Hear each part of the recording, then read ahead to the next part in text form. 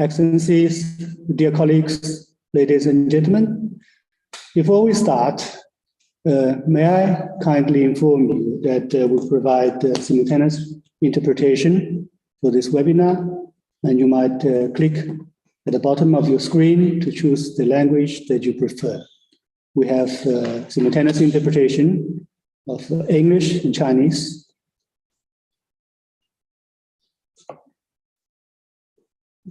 Ladies and gentlemen, good morning from Geneva and good afternoon in Hong Kong. 2 years on since the enforcement of the national security law in Hong Kong Special Administrative Region, Hong Kong has ushered in a new period, the period of stability and tranquility, putting to an end chaos and violence in the city after June 2019. The introduction of the improved electoral system in Hong Kong and the subsequent Legislative Council election in December 2021 further consolidated security and stability in which citizens of Hong Kong can better enjoy their human rights and fundamental freedoms.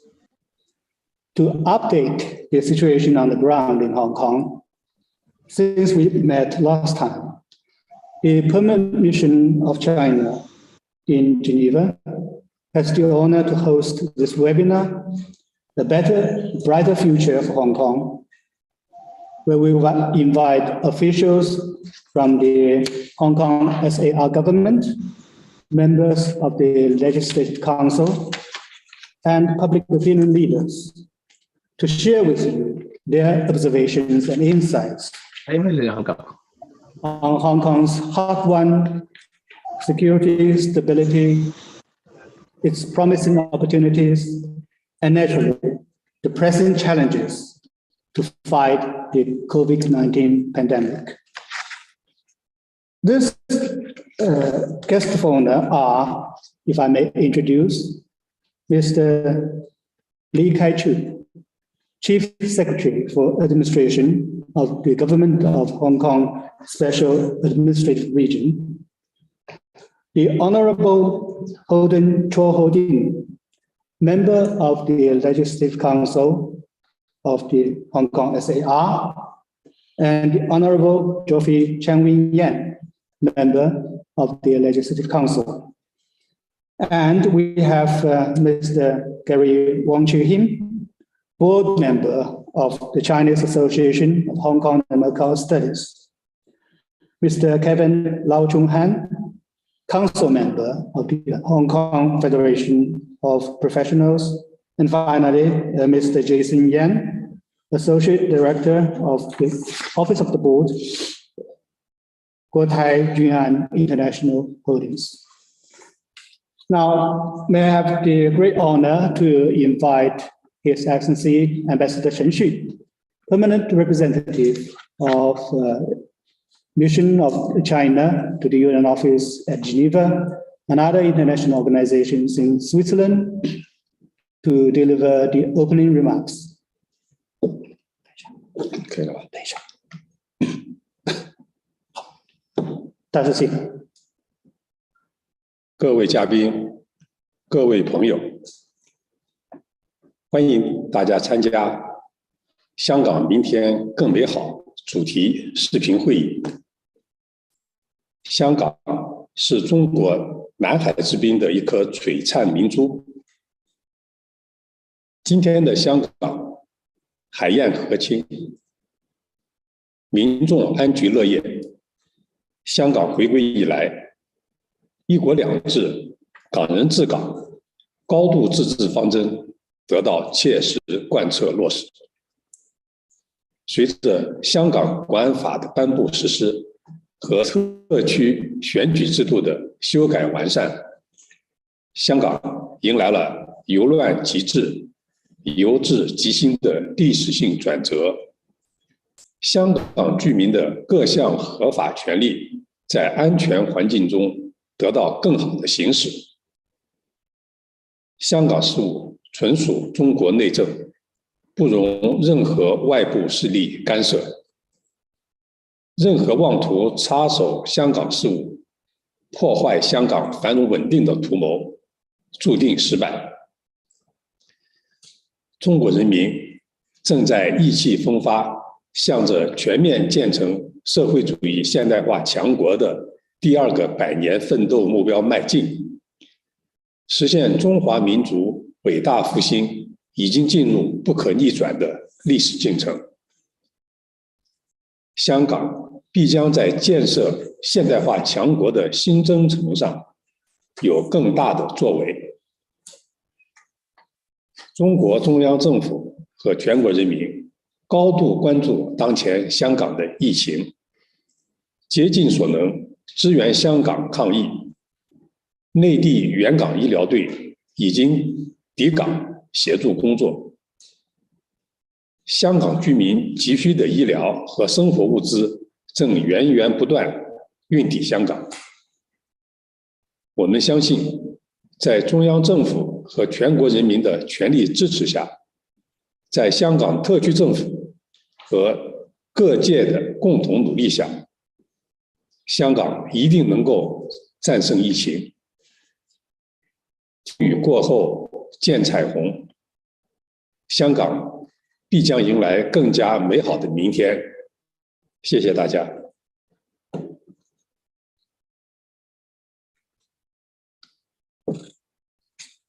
Thank you, Ambassador. Next, I would like to invite Mr. Lee Kai-chu, Chief Secretary for Administration of the Hong Kong SAR government, to address the webinar. As I said, Mr. Lee was appointed Chief Secretary for Administration in June 2021. And before that, he had a very outstanding career in the Hong Kong Police Force. He joined the Hong Kong Police Force in 1977 and held a variety of important posts as Assistant Commissioner and Deputy Commissioner and Commissioner. Well, he was responsible for security policies in Hong Kong SAR and the 6 disciplined services departments. Now, Mr. Lee, please, the floor is yours. Thank you, Minister Jiang, for the very kind introduction. Good morning, Ambassador Chen, ladies and gentlemen. I'm pleased to have this opportunity to talk to you about the situation in Hong Kong.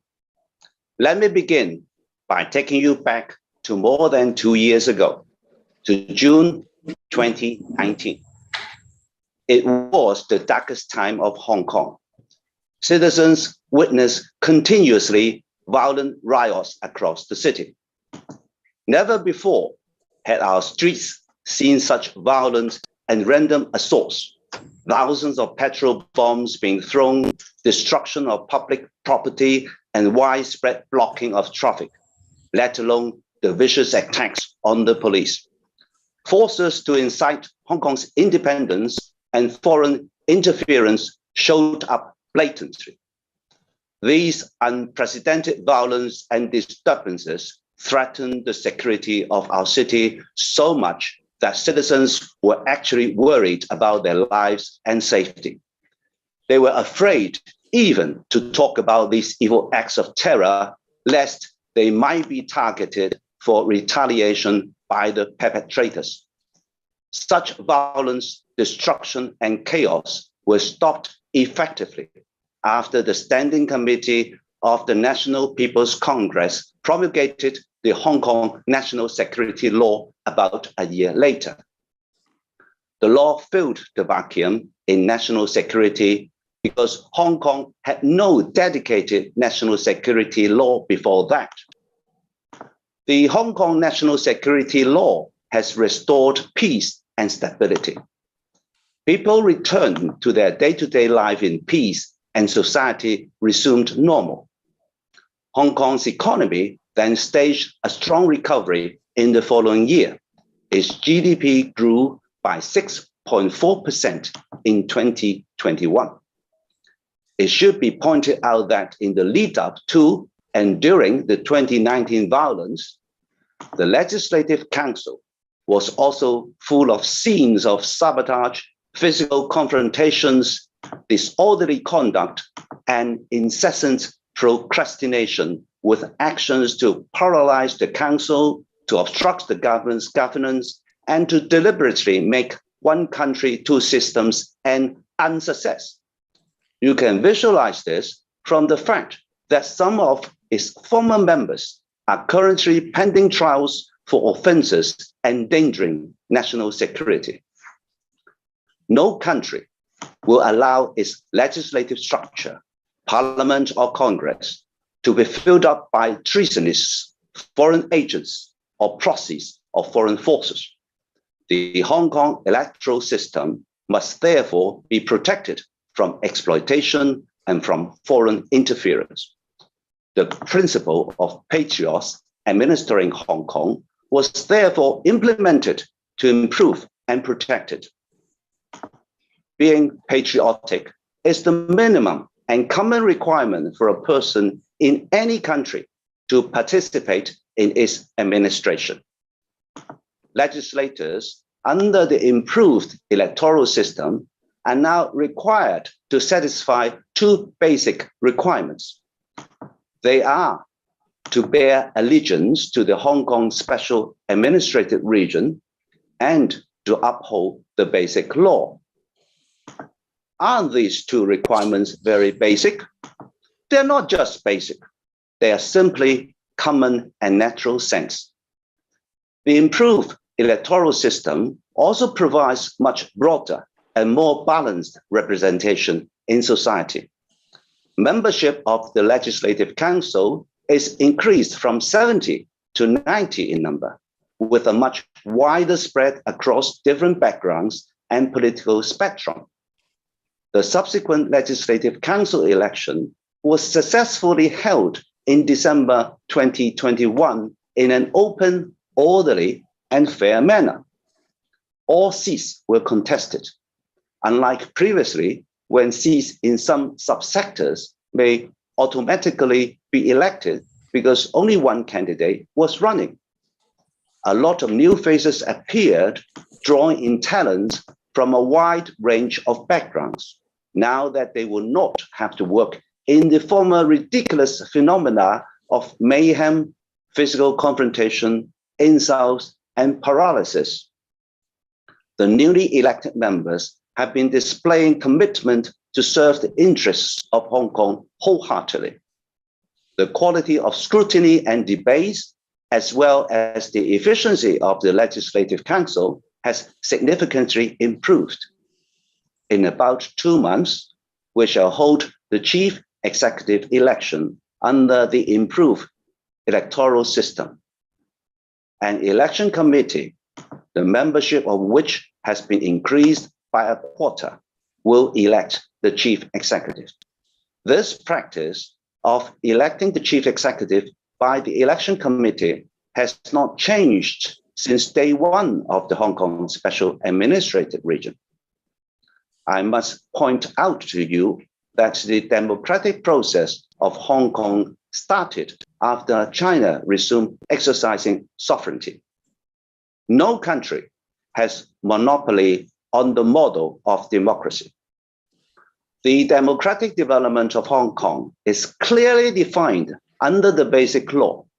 It stipulates that the method for selecting the chief executive shall be specified in the light of the actual situation in Hong Kong, in accordance with the principle of gradual and orderly progress, with the ultimate aim to select the chief executive by universal suffrage. Citizens' rights, such as the right to vote, to stand for election, and the freedoms of speech and of the press are well enshrined in the Basic Law.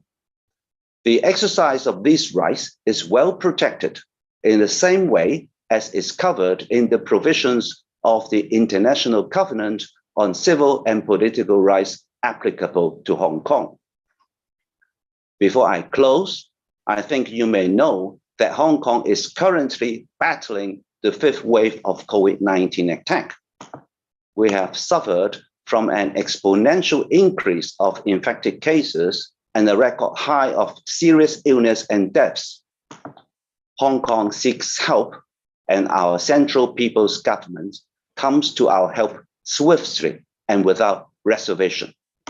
It provides help in building facilities, provides expertise and experience, and provides manpower assistance and materials of all kinds. Whatever Hong Kong requests, Hong Kong gets, and gets them fast and in abundance. The unlimited support and help by the Central People's Government gives us very strong confidence that we shall beat COVID-19. The one country, two systems principle is guaranteed by our Constitution and the Basic Law. There's no change to the 160 articles in the Basic Law since its promulgation. The Basic Law guarantees Hong Kong people's freedom and rights and Hong Kong's long-term stability and prosperity. With Hong Kong's full integration into our country's development plans,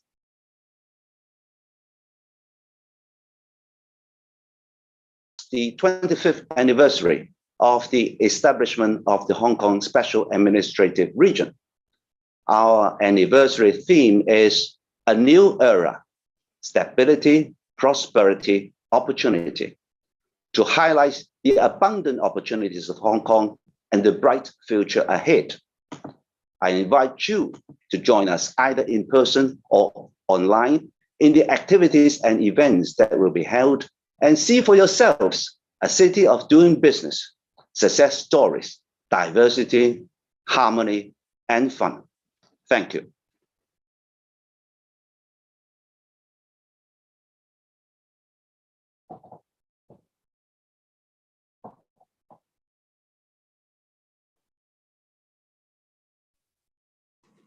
I hope you can hear me. Sorry. Thank you very much. Just a moment ago, the Chief Secretary updated us the situation in Hong Kong from the point of the SAR government. Thank you very much. Next, I would like to invite Mr. Holden Cho, Cho Holding, as a panelist, to share with us his views. Mr. Cho has been a member of the Legislative Council, or LegCo, since 2016. He is a solicitor at Korea, and apart from that, he is the vice chair of the Democratic Alliance for the Betterment and Progress of Hong Kong, the largest political party in Hong Kong Special Administrative Region. The Honorable Cho, please.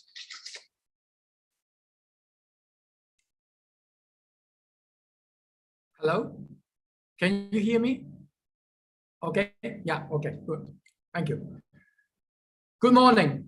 Thank you, Minister Jiang and Ambassador Chen. Thank you. Good morning, distinguished guests, ladies and gentlemen. I'm Holden Chow, member of Legislative Council of Hong Kong SAR.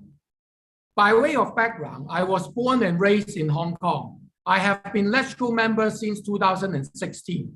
Having witnessed all the chaos done by the opposition camp, with my first-hand experience in chamber, I'm able to offer clear insights regarding Hong Kong's political and social circumstances. Filibustering by opposition camp and paralyzing LegCo functions had become more and more often during the days of my first term in LegCo. Things finally took its toll in 2019, when thugs stormed into LegCo building, vandalizing the entire chamber. Riots were everywhere in the city. Petrol bombs were being thrown into police stations. People were cruelly beaten by those rioters simply because they didn't share their political views. Innocent people were attacked and even killed by thugs. As I'm the vice chairman of DAB, the largest political party in Hong Kong SAR, with my strong patriotic background, plus I'm widely regarded as one of the most outspoken political figures to safeguard national security. The opposition camp, joined by the rioters, therefore spared no effort to harass myself and even my family. First, there was doxing. All our personal info, including ID numbers, address, and phone numbers, were maliciously exposed on the internet for the purpose of initiating further disturbance to my family's life, trying to scare me off from speaking for my motherland, China. Then my own office was vandalized 3 times in a year. As you will see in this photo, this appears to be a warning to myself that I should stop siding with Beijing, stop voicing out my opinion to defend our one country, two systems, or there would be dire consequences to me. Despite all these ridiculous threats against me and my family, I have still been a staunch patriot, and I insist on carrying on with my outspoken style against the wrongdoings. I shall never allow the thugs to cause secession of Hong Kong from China. Those were the days when many Hong Kong people felt aggrieved, and the anger against the opposition camp did culminate. Pausing here, if any of you here find the above chaos ridiculous and unbelievable, here is something more absurd. Some foreign politicians called all the above riots, chaos, and physical violence peaceful protests. Clearly, they stand with the rioters for the purpose of suppressing China. Whenever there was proper law enforcement and arrest of thugs, they would smear it as political prosecution. But interesting enough, when there were riots in the Capitol Hill in 2021, these politicians called for law enforcement and immediate arrest. This is double standards. Like many other comrades in my party, I lost in 2019 district council election. The opposition camp formed by mostly thugs had their victory in 2019, but it turned out to be a nightmare for local people. They ended up wasting all government resources in blowing up conflicts between Hong Kong and the mainland, and they never bothered with any pressing livelihood issues. All they cared was how they would be able to ultimately cause Hong Kong secession from China. Eventually, local residents suffered.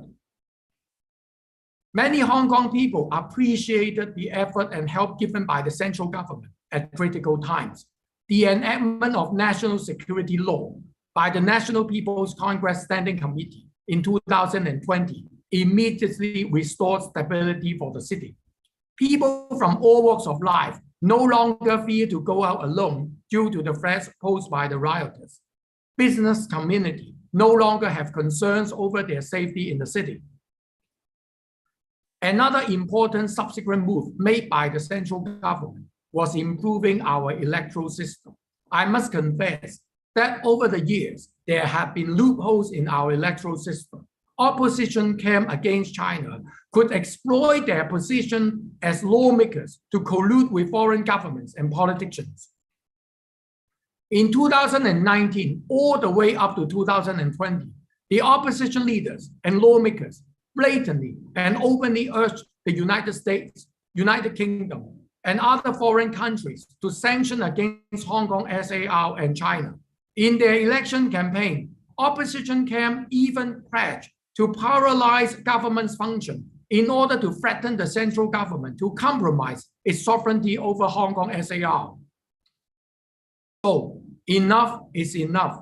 Fortunately, we have the national security law. And apart from that, the National People's Congress passed the resolution to improve our electoral system. In a nutshell, here are the key takeaways of this electoral reform. The election committee was enlarged from 1,200 members to currently 1,500 members. It is comprised of members with wide range of background, from grassroots to professional leaders and business community, so that there will be more balanced participation across different sectors. Likewise, there was a change in the composition of our electoral. There are 3 sectors forming our electoral: election committee constituency, functional constituencies, and geographical constituencies. The new system further heralds the feature of broad representation and balanced participation, which is emphasized in our basic law. Members from different backgrounds certainly don't see eye to eye with each other on various livelihood issues. For instance, the perspective from frontline labor would be vastly different from business community. But Hong Kong has always been a city with diverse views. Such culture runs deep, and we very much cherish. Our new electoral system would enable us to resolve conflicts via dialogue, reaching consensus. Should there be any conflict between sectoral interests and overall interests of the city, the latter will prevail so that Hong Kong can move forward. More important, under our new electoral system, patriots administering Hong Kong is fully implemented. We no longer fear that lawmakers could exploit their positions again to collude with foreign governments. As such, our national security and stability is further safeguarded.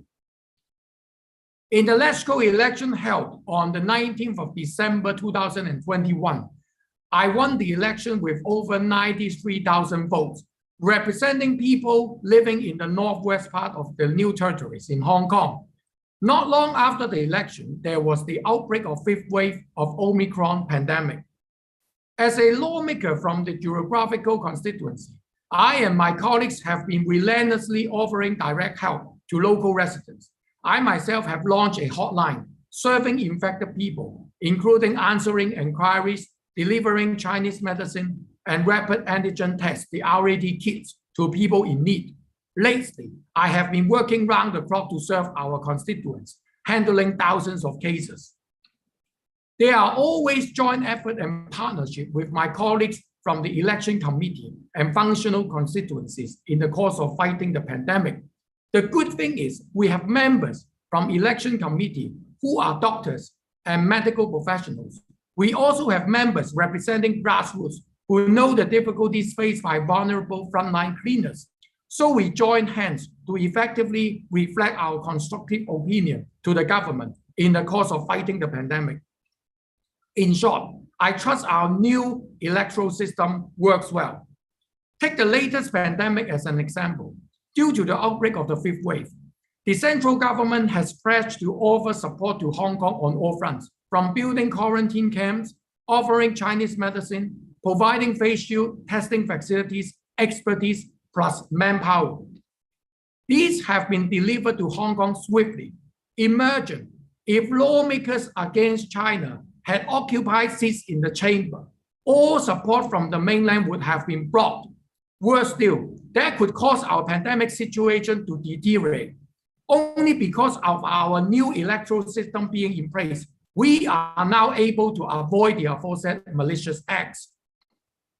Hong Kong people do understand that some foreign forces have never given up their effort to suppress China by interfering with our domestic affairs.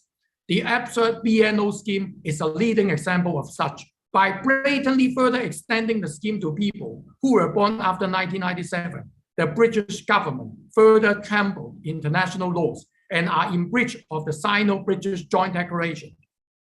I am of the view that the entire BNO scheme is mercenary, it's a scam, drawing Hong Kong people's capital to save Britain from economic downturn. I would urge the British government to stop the notorious scheme forthwith. Besides, let me set the record straight. Some foreign governments and politicians have been smearing our national security law and our new electoral system to discredit Hong Kong SAR and China.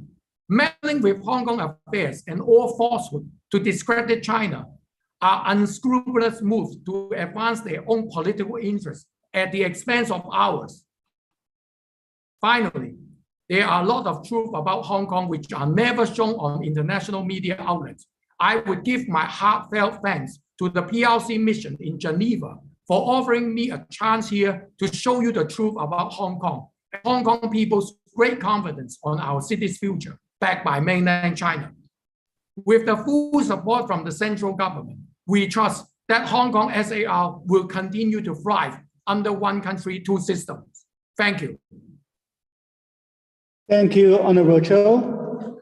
Now I would like to invite the Honorable Ms. Jofi Chang Wing Yan, to share with us her observations. Ms. Chen is a newly elected member of the Legislative Council. Congratulations. And she's also a member of the Hong Kong Federation of Trade Unions. But more importantly, she is a very popular social media influencer in Hong Kong, a very active public affairs commentator. Ms. Chen, please. Thank you again for your excellency. Speaking of the effectiveness of Hong Kong national security law, first of all, I would like to show you the following instruments I had with me when I took to the streets to gather views and support from residents back in 2019. Here, this is a knife-resistant vest to prevent us from being stabbed by radical rioters. And here, this is a fire blanket, just in case we got burned alive during the election campaign. These were the typical black cloud violent acts and threats we're unfairly subjected to as patriotic candidates running for the district council election back in 2019. And we've put up with this for almost 25 years. In 1997, China, our motherland, resumed the exercise of sovereignty over Hong Kong. In the following 404 years, every time we had elections, appallingly, destabilizing forces exploited the loopholes and deficiency in Hong Kong's electoral system to push for their secessionist agenda. To name a few incidents, in 2003, before the local election, massive crowd was mobilized to fill Hong Kong streets to oppose the enactment of legislation on Article 23, which is our constitutional obligation enshrined in the Basic Law. In 2014, a year before the local election, the unlawful occupied central incident came to play. In 2019, again, before the district council election, the local hostile forces colluded with foreign forces from a handful of Western countries and stepped up their efforts to incite color revolutions in Hong Kong. As we can see, these were not coincidental. We had enough, and the 2019 Black Cloud riots was the last straw. The political security and social stability of Hong Kong had been threatened as never before. After the implementation of the national security law and the improvement of the Hong Kong electoral system thereafter, 2 elections took place, the election committee subsector elections and the legislative council elections, both in which I had the honor to take part, so I can share with you an important personal insight. I no longer find these knife-resistant vests and this fire blanket necessary. The successful and peaceful elections of last year marked the transition of Hong Kong from chaos to stability and prosperity. Therefore, the combination of national security law and the improvement of the electoral system fully reflects the firm determination of our motherland to maintain one country, 2 systems, and to foster the democratic development in Hong Kong. I noticed that several Western countries can't help interfering with our internal affairs, making accusations against our national security law and defaming about our electoral system. And it's just double standards in play. All these Western countries have their own national security laws. And looking around the world, administration by patriots is a common political ethic and a widely recognized practice. Yet some Western countries released reports on Hong Kong and held the so-called Summit for Democracy in an attempt to disrupt the electoral order during the election and to discredit the election results. A few days ago, Hong Kong's last British governor, Chris Patten, wrote in an online article alleging that Hong Kong people's rights and freedom have eroded. To set records straight, let's look at the history of Hong Kong. Hong Kong of China had been occupied by the British since 1841. During the 150-odd years of British colonialism, all governors were directly appointed by the British Prime Minister or the British Queen. The British had 150 years of time to give us democracy, to allow Hong Kong people to choose the city's leader. But there were neither elections nor democracy at all.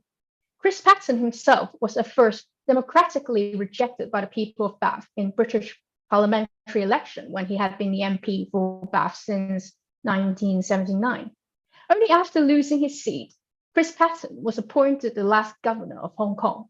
Chris Patten was therefore not endorsed in any democratic process by the British people, let alone the Hong Kong people. Only after the Chinese central government resumed the exercise of its sovereignty, Hong Kong ushered in a new period, a new age for democracy. The Chinese constitution and the basic law established a system of democracy in Hong Kong and confer the rights upon the Hong Kong people to choose our own chief executive.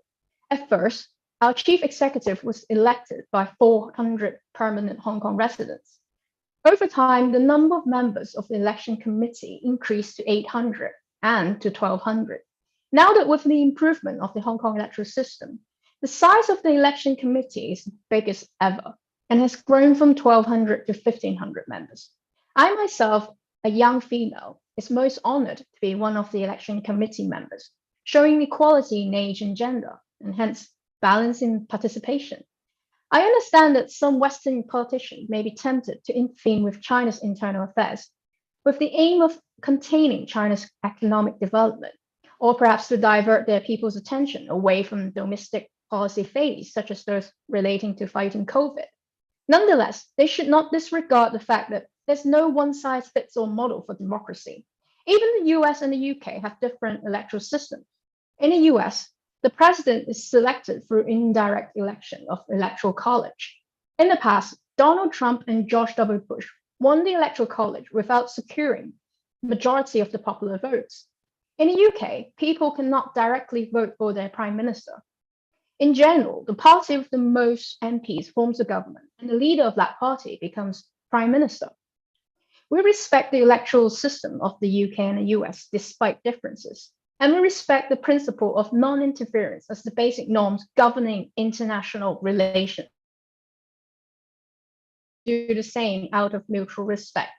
In essence, contrasting the electoral systems of the US and UK with that of Hong Kong is actually comparing apples and pears, because Hong Kong is a special administrative region of China, with executive, legislative, and judicial powers devolved from the Chinese central government. It is in fact more appropriate to compare Hong Kong's electoral system with, say, the New York City's. Western media outlets were quick to pick up on the turnout rate of 30.2% for the Legislative Council election held last year, and they splashed it all over their headlines, seeing the turnout rate as an Achilles heel-like target in their latest offensive against Hong Kong's revamped electoral system. But in stark contrast, in November last year, New York recorded a lower turnout rate of 24% in its local elections.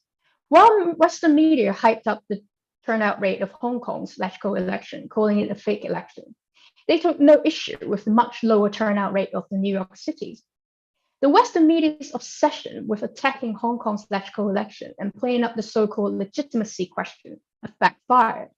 As a political key opinion leader and influencer online, as well as a newly elected Legislative Council, I vow to continue to expose the hypocrisy and double standards of the rest, whenever I get the chance for a better and brighter future of Hong Kong.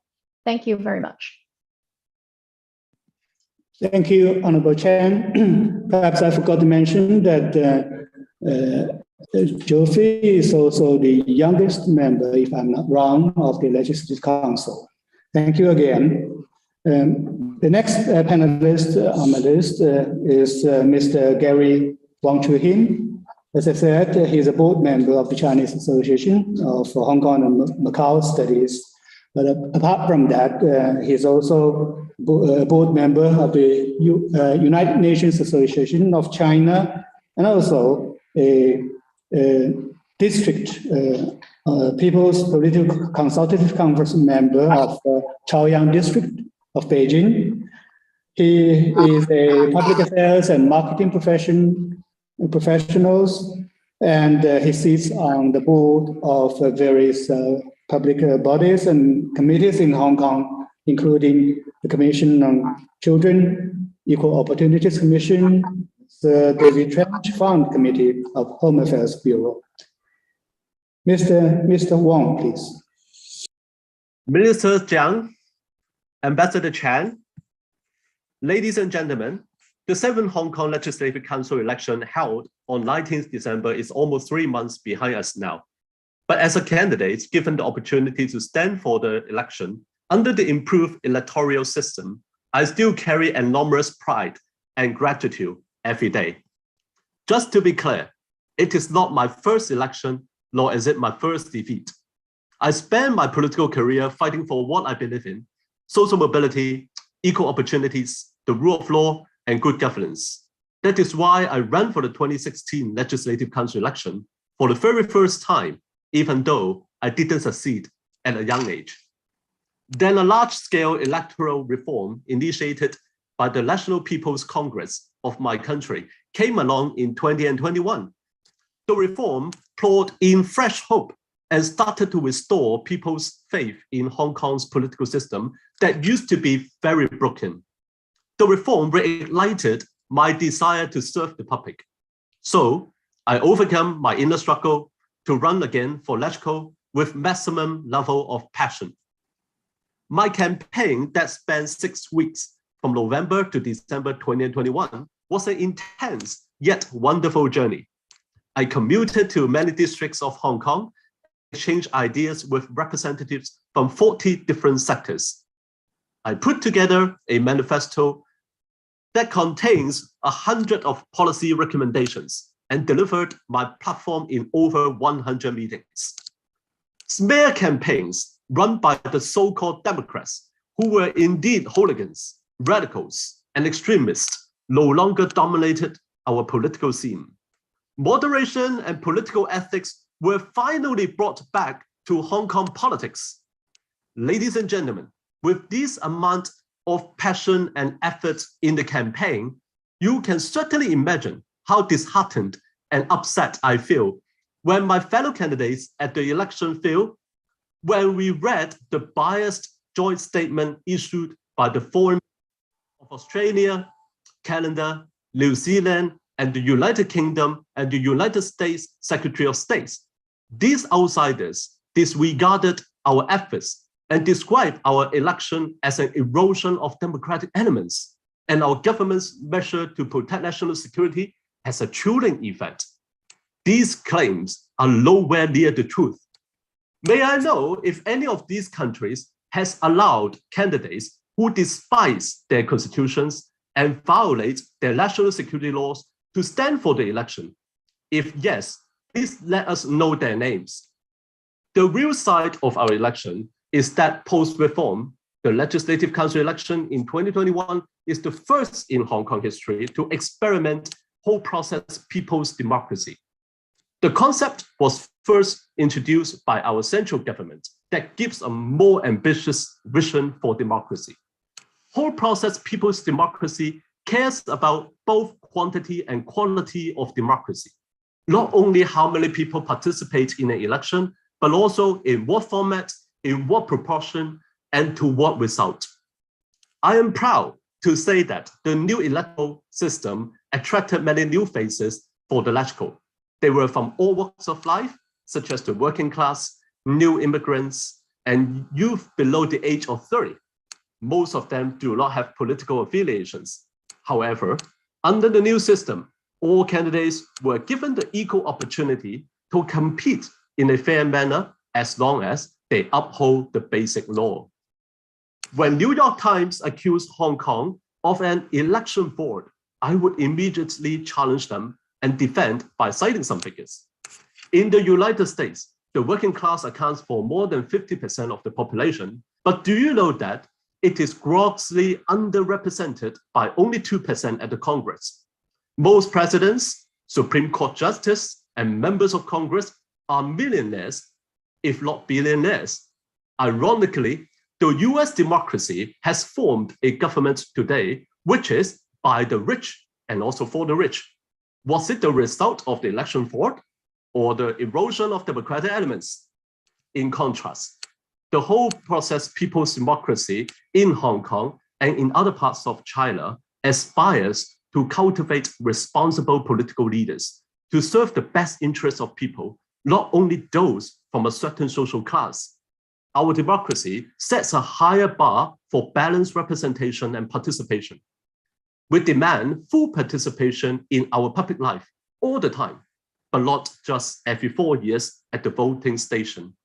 We don't want our political system will be manipulated by a group of US-style rent-seeking politicians.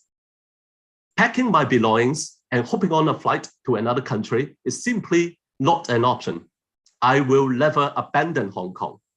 Therefore, even though I'm not a legislator, I continue to do all I can to keep speaking up for the core values of Hong Kong and protecting the safety of our society in all aspects. Many friends have sent kind regards to us since Hong Kong at this moment is deeply troubled by the outbreak of Omicron. I, volunteering in the capacity of a task force leader of the Hong Kong Community Anti-Coronavirus Link, hope to reiterate that our official strategy of dynamic zero infection would not change. This strategy is proven to be highly effective as we see our country, China, has successfully resumed its economic growth and hosted the Beijing 2022 Winter Olympics. Hong Kong is determined to follow suit to stop further infections and casualties because, unlike the United States, completely indifferent to the death of at least 95,300 Americans from COVID, we take human rights seriously and have our people's health and safety on top of the priority list. Many of us are familiar with the losses in human lives and economic productivity brought by COVID. I care far more than that.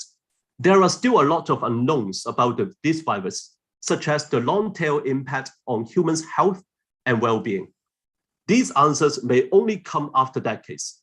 It is our people's wish that no one gets infected anymore.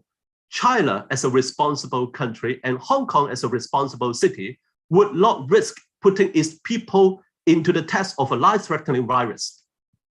We are grateful that our central government is standing firmly with Hong Kong to beat the odds in this pandemic. Hundreds of medical professionals were sent to support Hong Kong anti-pandemic work.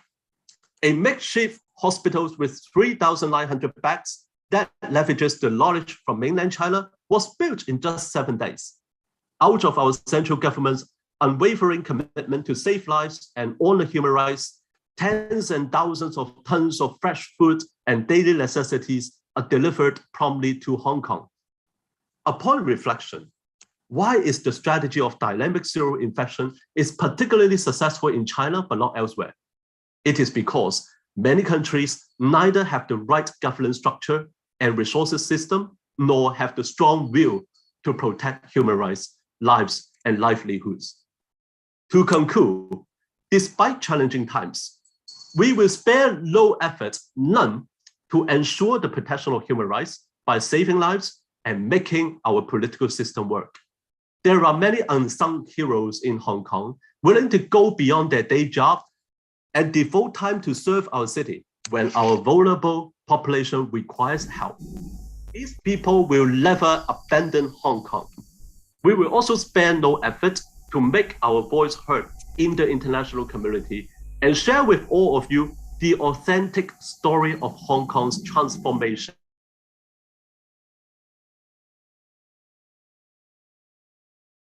Hong Kong will be prosperous again and more prosperous for our people, our country, and the wider world. Thank you very much. Thank you, Gary. Thank you very much for your very eloquent and passionate observations. Now I have the honor and pleasure to invite Mr. Kevin Lau, Lau Chung Han. As I said, he is a council member of Hong Kong Federation of Professions, and he is also the founding director of Trinity Medical Imaging Center, if I'm right. Yes, Mr. Lau, please. President Zhang, Ambassador Chan, ladies and gentlemen, I'm Kevin Lau, father of 4 children with a loving wife and a citizen of Hong Kong. I'm also a trained doctor who aspires to fulfill, to the best of my abilities and judgment, the mission of saving lives. Born and raised in Hong Kong, I care deeply about my home. And today I'd like to speak truthfully about the human rights situation in Hong Kong, especially during the COVID-19 pandemic, and how our motherland has helped us to reduce infections, reduce morbidity, and to save lives. In UN's Universal Declaration of Human Rights, it states that the fundamental human rights should be protected and people's well-being need to be protected as one's human right. In Article 25, it reads, everyone has the right to a standard of living adequate for the health and well-being of himself and of his family, including medical care. As a doctor, I'm convinced that the health and safety of any local citizen is the most important human right, especially in today's Hong Kong. It is a basic human right to have access to healthcare, to be treated when ill, and at the end of one's life, to die with dignity. All these have been greatly impacted and has affected all Hong Kong people in this current wave of the pandemic. We are now in the 5th wave of COVID-19 Omicron outbreak, where we are experiencing an alarming rate of tens of thousands of daily infections, as well as experiencing one of the highest mortality rates of COVID in the world. Without any doubt, Hong Kong is in the throes of its worst ever coronavirus outbreak, and our healthcare system has been confronted with many challenges. It has put an enormous strain on frontline medical workers who are now stressed physically, mentally, and emotionally, many of whom have contracted COVID themselves and working in environments that are extremely short-staffed. Ladies and gentlemen, this is how serious the situation is in Hong Kong right now. We are living in a difficult time, but it is not the time for despair. The citizens of our city could see that at this 11th hour, no one came to help us with preserving our basic human right of access to healthcare of our motherland. On February 16th, President Xi Jinping gave an important order to mobilize all available manpower and resources and adopt all necessary measures to safeguard the lives and health of Hong Kong people. Within days, our motherland quickly collected all available resources and convened medical experts to respond to Hong Kong's request for urgent assistance. The central government has provided Hong Kong unceasing support in the fight against the pandemic, seen in at least 5 major areas.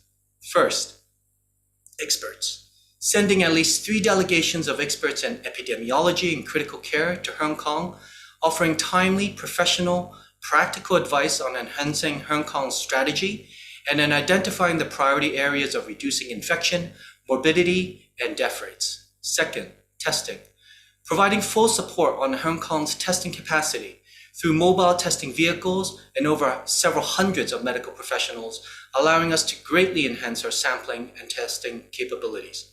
Third, isolation and treatment, assisting in building emergency hospitals and 9 community isolation and treatment facilities to cater for around 30,000 patients. With more isolation facilities in place, more patients can be put in isolation and quarantined earlier, allowing us to flatten the curve and minimize the spread of the virus. Fourth, medical supplies. The central government has donated a wide range of medical supplies from N95 and KN95 masks, rapid antigen test kits, and Chinese medicines for COVID-19 patients. Fifth, the supply of food and necessities, ensuring a stable supply of food and necessities through cross-border cargo transport with centralized cargo transfer points, resuming rail cargo transport, as well as expanding our water transport, has allowed the basic needs of Hong Kong people to be met at this difficult time. Our motherland has yielded staunch, broad support to the Hong Kong SAR government in the fight against the pandemic. Albeit their own task of pandemic control, various mainland provinces have volunteered to support Hong Kong, including our neighboring Guangdong. The total supplies to Hong Kong have summed up to over renminbi 900 million yuan. That is around 150 million US dollars. Such is an extraordinary, selfless act of support. Doctors and nurses from our motherland were willing to leave behind their own families and their own children to risk their lives to come to Hong Kong at this time to serve the people of Hong Kong. This has enabled us to increase our abilities to quarantine, to test, to treat, and to coordinate better efforts against this virus. This has strengthened Hong Kong's people's confidence in our fight against the pandemic.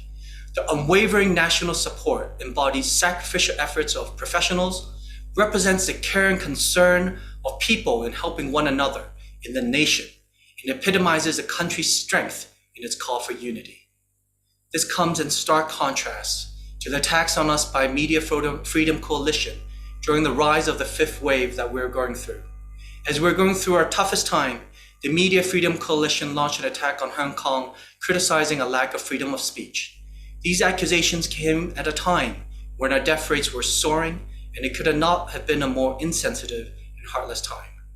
During this pandemic, from my humble observations, our freedom of speech has been maintained, and there has been a plethora of opinions, ideas, suggestions, and constructive criticisms given by different experts, politicians, leaders, and citizens of Hong Kong.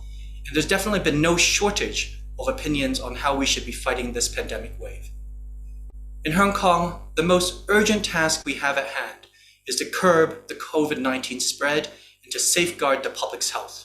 We do not need false accusations thrown at us regarding our freedom of speech. Hong Kong is in desperate need of humanitarian aid and immediate pandemic response, which has only been supported by our motherland without any reservation.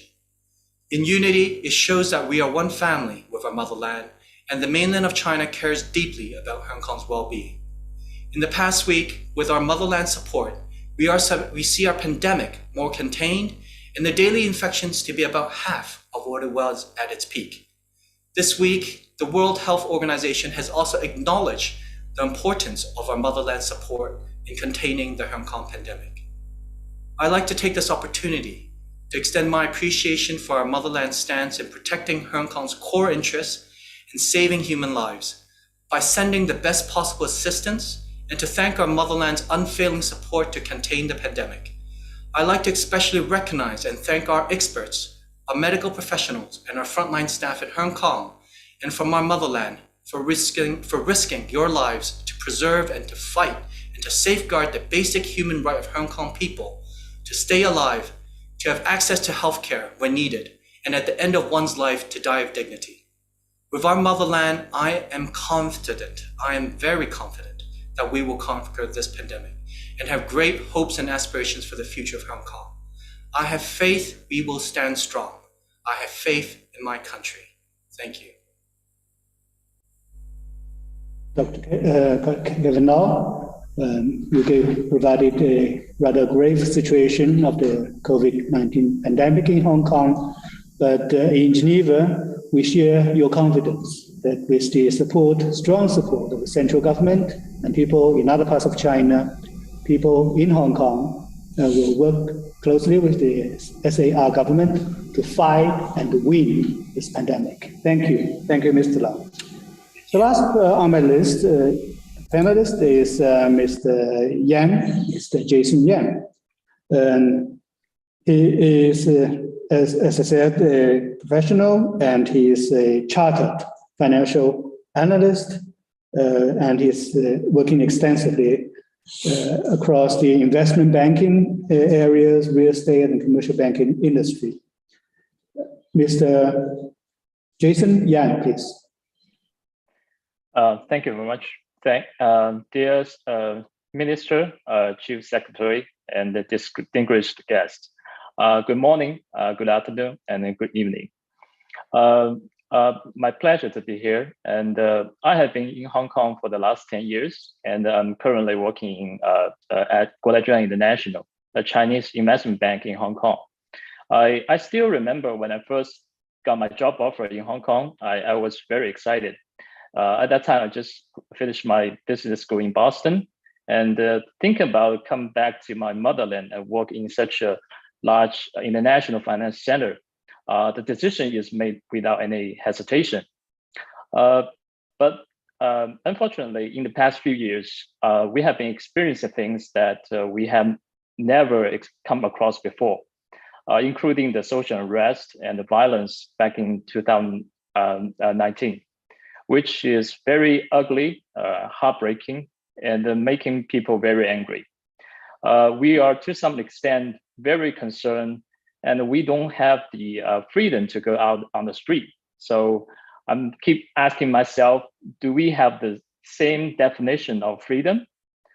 Fortunately, I think we still have a very dedicated local government and a very strong police force, especially after our central government introduced a national security law and improved the electoral system in Hong Kong, which gave us a lot of confidence, faith, and even the new direction in Hong Kong.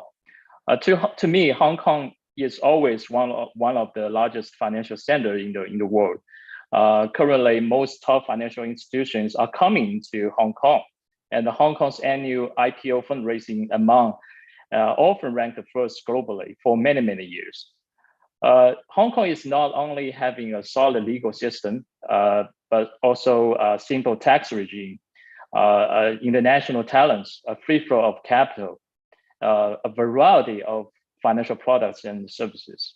So most importantly, Hong Kong is now strongly integrated with the mainland of China.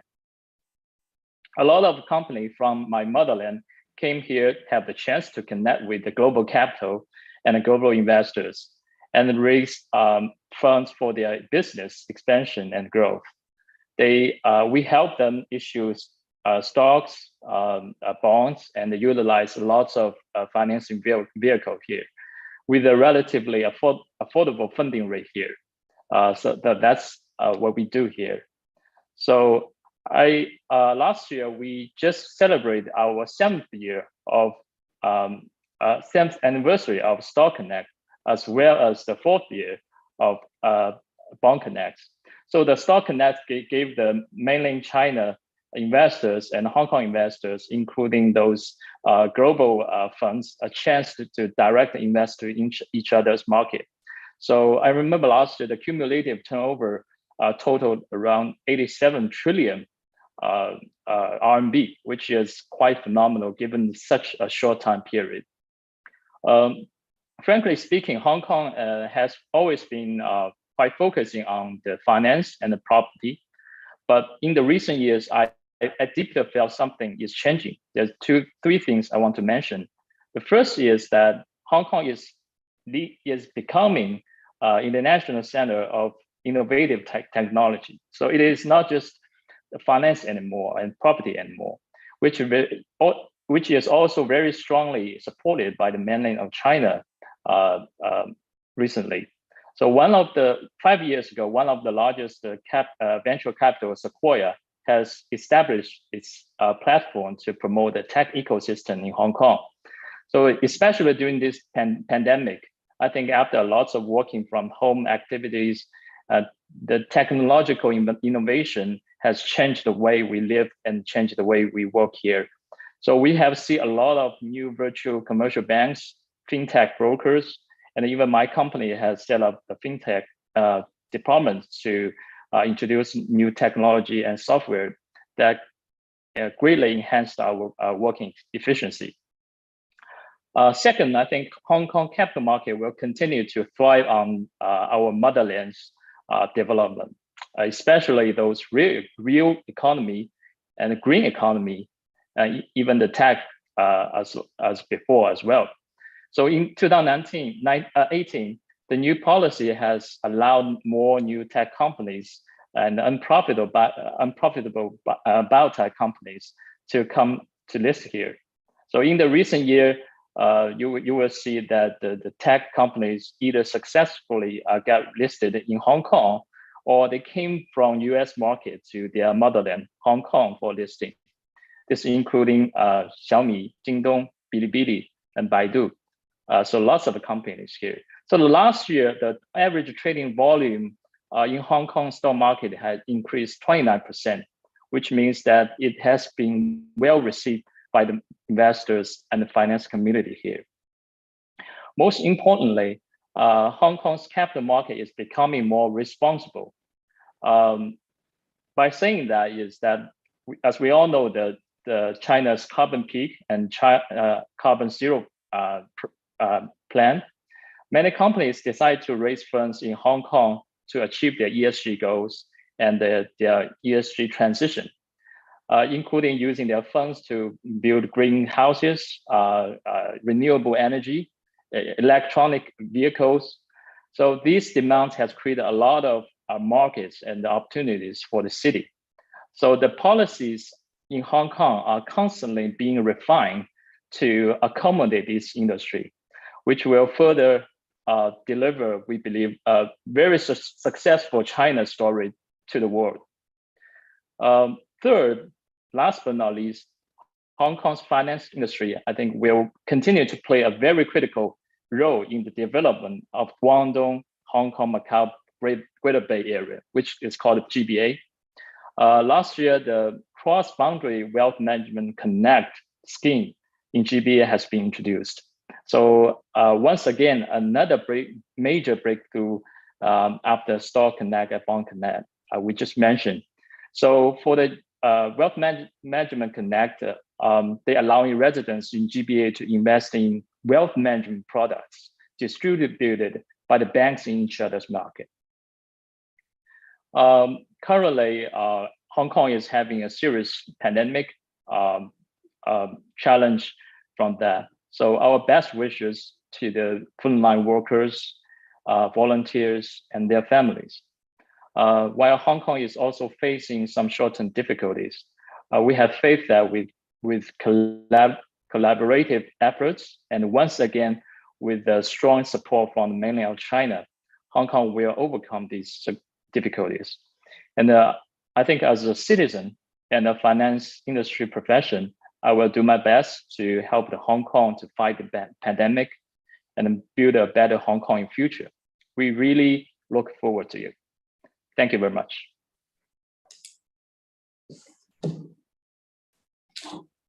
Thank you, Jason. Just now, we had the opportunity to hear from Chief Secretary, Mr. Lee, and other 5 panelists, their observations and their insights on the situation in Hong Kong as they are.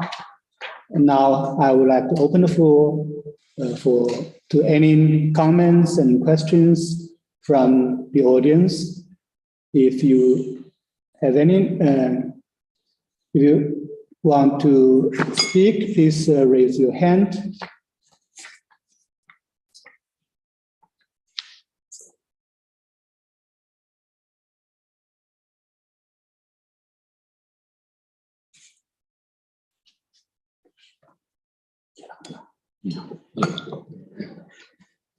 Yes, Excellency, the permanent representative of Iran. Floor is yours, Excellency. Thank you. You have my voice? Great. Good morning, colleagues. We thank China for organizing this side event and for all the useful information provided by distinguished panelists. Our principal position regarding Hong Kong is that, of course, Hong Kong is part of territory of China under the famous Chinese one country, two systems policy. We believe that respect for sovereignty, independence, and territorial integrity of states and non-interference in internal affairs of sovereign states are the basic norms governing international relations. All issues related to Hong Kong should be dealt with by China and Hong Kong Special Administrative Region in accordance with relevant laws and regulations. And then we reject all sorts of meddling in internal affairs of sovereign states, all sovereign states, including China. One thing which is a matter of concern, and it should be really alarming for the international community, is the level of instrumentalization of international organizations for political gains. The persistent weaponization of Human Rights Council by some Western countries is putting the credibility and genuine functioning of the Council at risk and need to be stopped. And I think this is a very good occasion for all of us during the 49th session of the Human Rights Council to urge all responsible actors in the Human Rights Council to take care of this important issue and to do whatever they can to express their concerns and to come up with ideas how we can together stop this process of politicization at the Human Rights Council. I thank you. Urging support to China on the question of Hong Kong. Next, I would like to invite Ambassador Kilmani, the permanent representative of Laos PDR. Ambassador, please. Thank you. Can you hear me? Thank you, Mr. Moderator, for the floor. At the outset, I would like to thank China's mission in Geneva and Hong Kong Special Administrative Region for having this very important event convened during the 49th HRC session. Mr. Moderator, I'm so heartened to learn the comprehensive and informative presentations delivered by senior government officials, legislative council members, civil society representatives, and business sector of Hong Kong Special Administrative Region. These have proved the truthful and factual evidences of the latest socio-economic developments, decent work, and people's prosperity and well-being happening on the ground after the enforcement of the national security law and the improvement of the electoral system in Hong Kong Special Administrative Region. I'm confident, Mr. Moderator, that Hong Kong Special Administrative Region will successfully beat the fifth wave of the COVID-19 pandemic.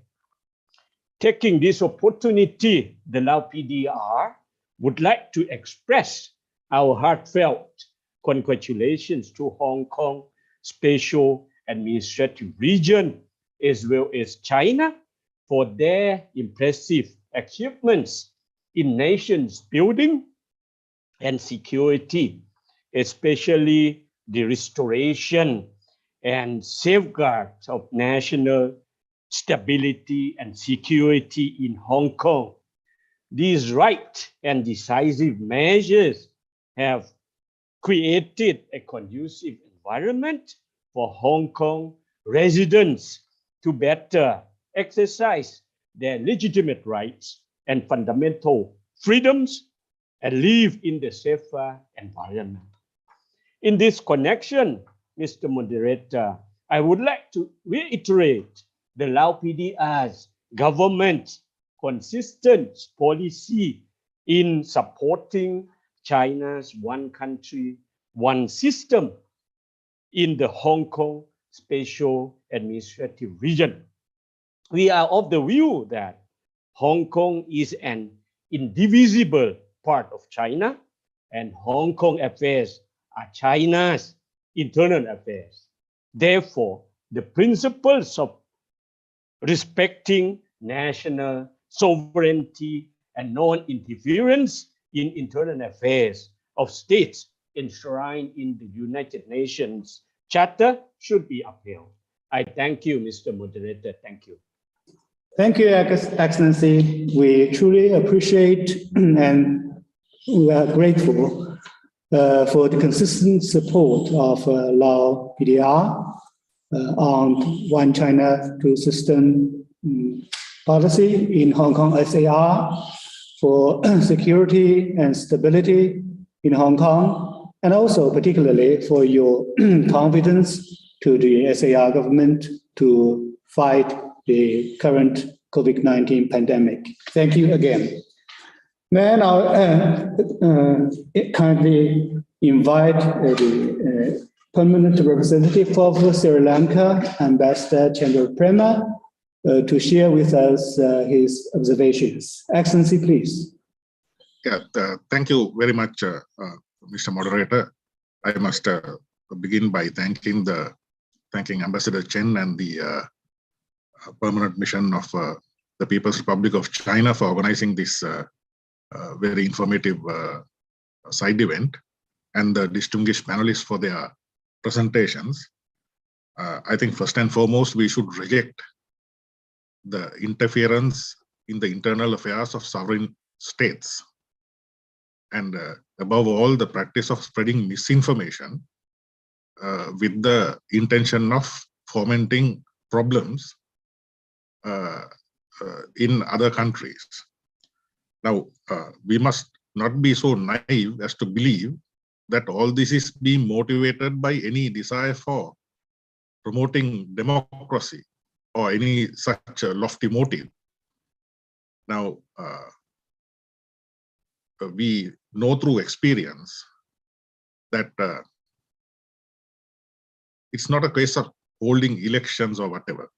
If an election is held, certain parties want the election to bring into power the kind of people that they like. And if they don't like the kind of the result of the election, then again there is a problem. So this is not an attempt to promote democracy or any such thing.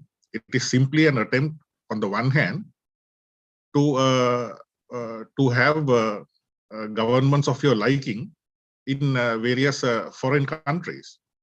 And I think in the case of China, this attempt at fomenting problems in various parts of China is also aimed at stopping the meteoric rise of the People's Republic of China in the world.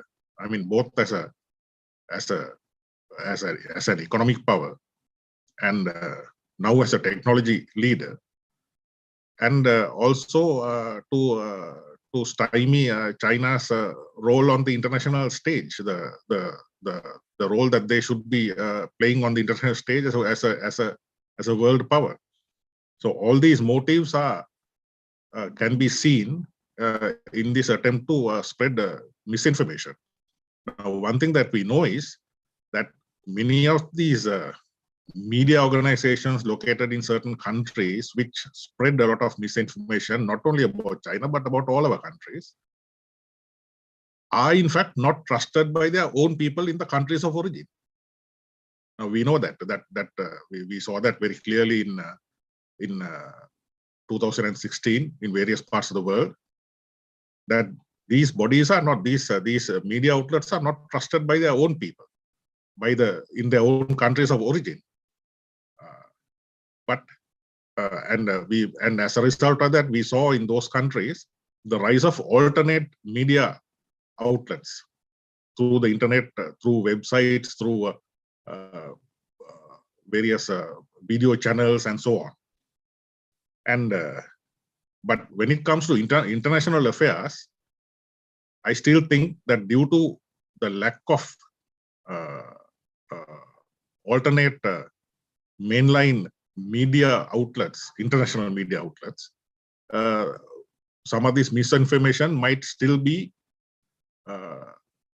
believed by those people in those countries of origin. So that is what makes events like this very important, to keep pushing back on this, to keep informing the public about the realities in Hong Kong, and of course stressing the point that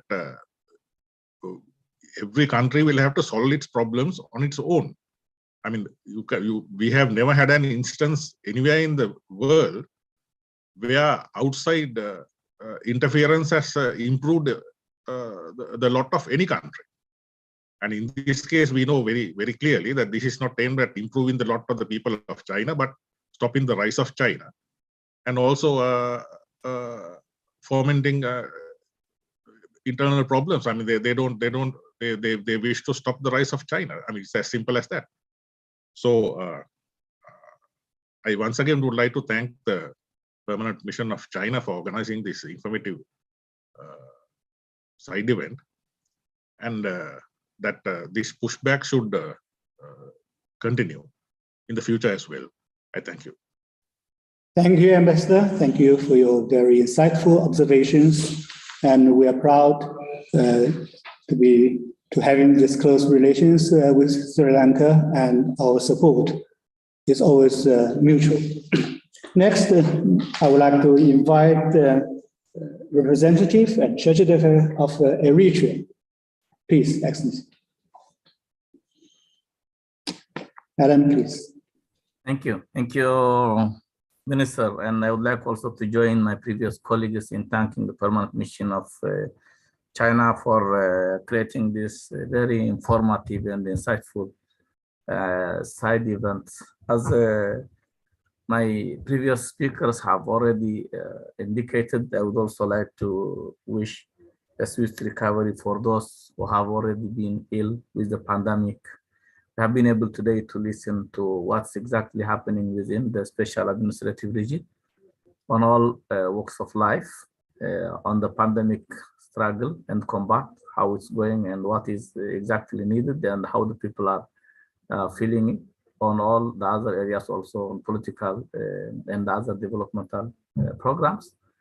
This is really something very much appreciated because we here in Geneva, the community, diplomatic community in Geneva, have been always receiving information from outside. And as the ambassador of Sri Lanka just mentioned, we are living in a globalized world where information is being used as a weapon.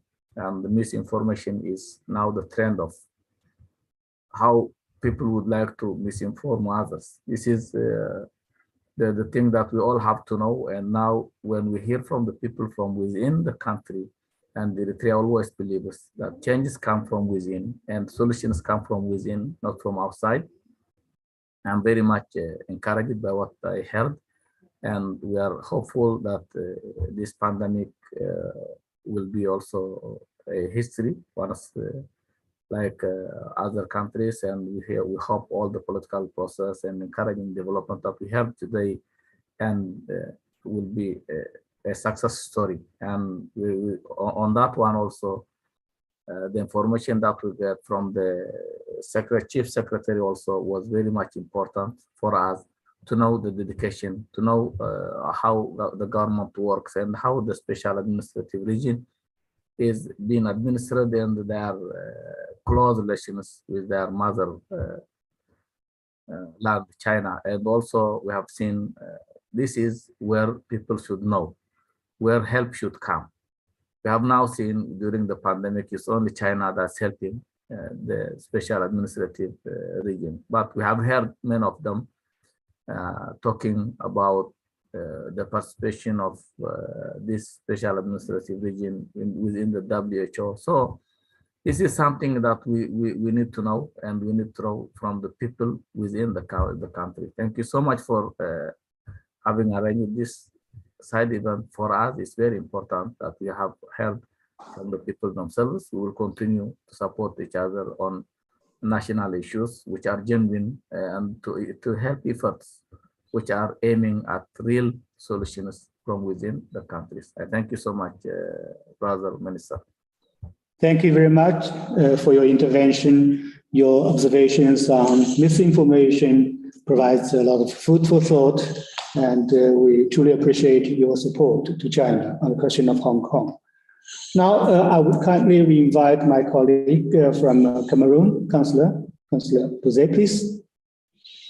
Good morning, His Excellency, Mr. Chenzo, Ambassador and Permanent Representative of the Mission of the People's Republic of China in Geneva, Excellencies, Ambassadors, ladies and gentlemen.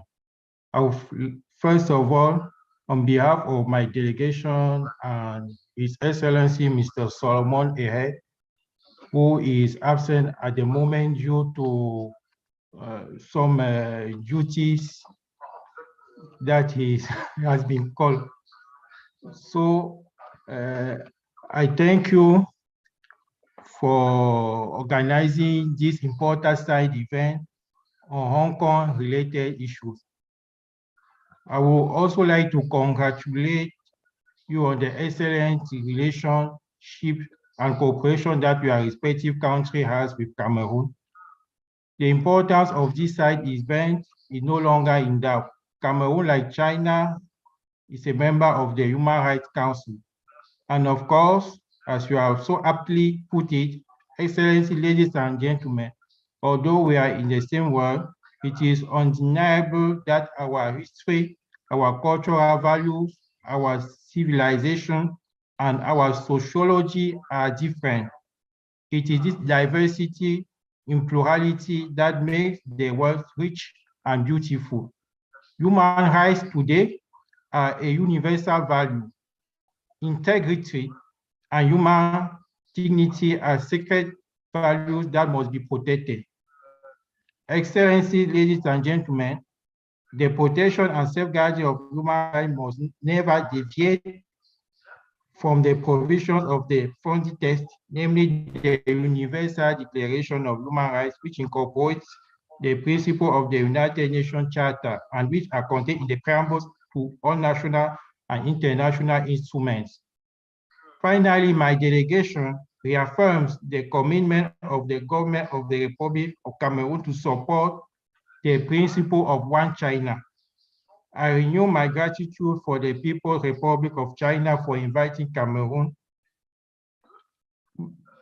which is going to strengthen and give more credit to the work of the Office of the High Commissioner for Human Rights and the Human Rights Council. I thank you. Thank you for your very insightful observations.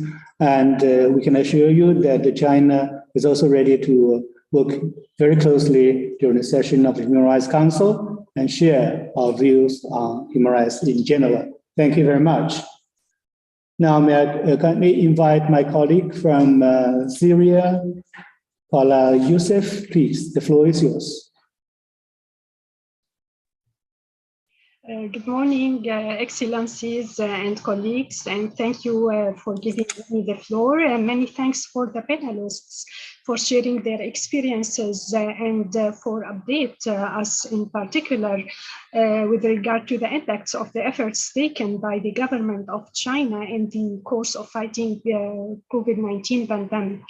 Allow me on behalf of the mission of Syria here in Geneva to reiterate Syria's strong commitment to the principles of respect, sovereignty, territorial integrity, non-interference in internal affairs of other states. We believe that every country has the right to safeguard its national security through measures and legislations based on national particularities, needs, priorities to ensure stability, development, and prosperity to its own people. Syria strongly supports China's implementation of one country, two systems in the Hong Kong Special Administrative Region. We fully recognize the role of the law on national security in the Hong Kong SAR in ensuring stability and prosperity and enabling Hong Kong citizens to lead better life and enjoy their legitimate rights and freedoms. I would like to renew my country's strong position that Hong Kong affairs is purely China's internal affair.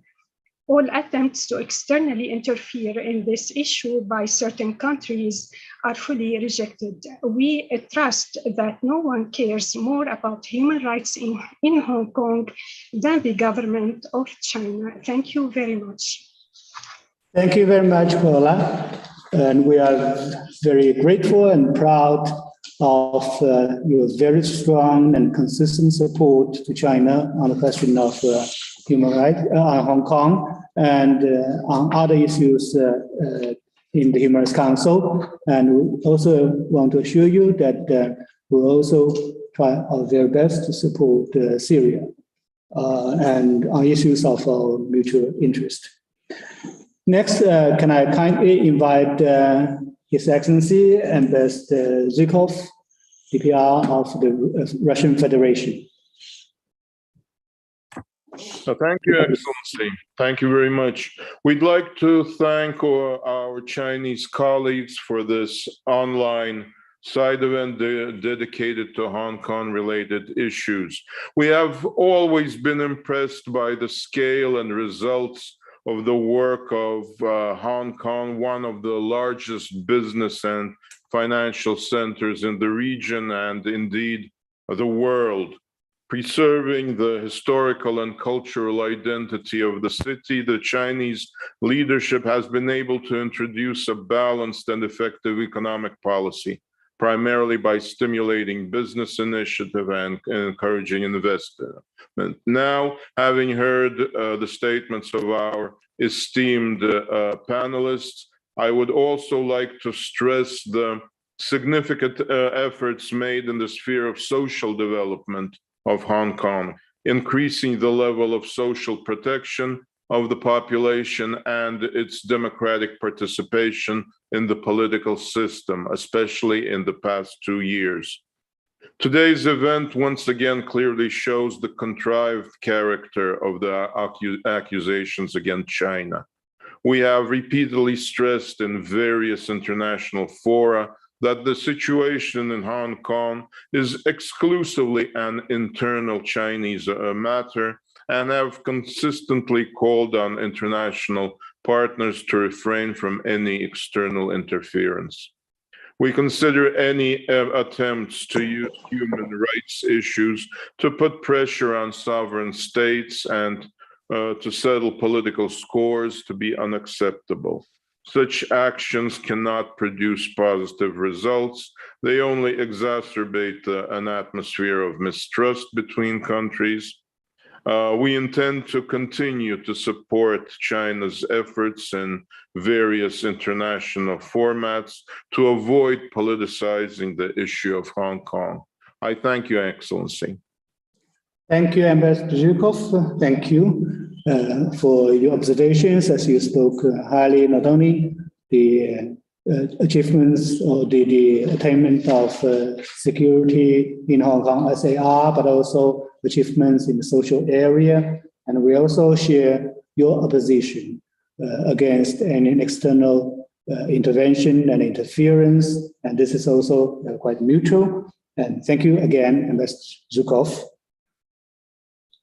Now, can I kindly invite His Excellency Ambassador Han Tae-sung of DPRK. Excellency, please.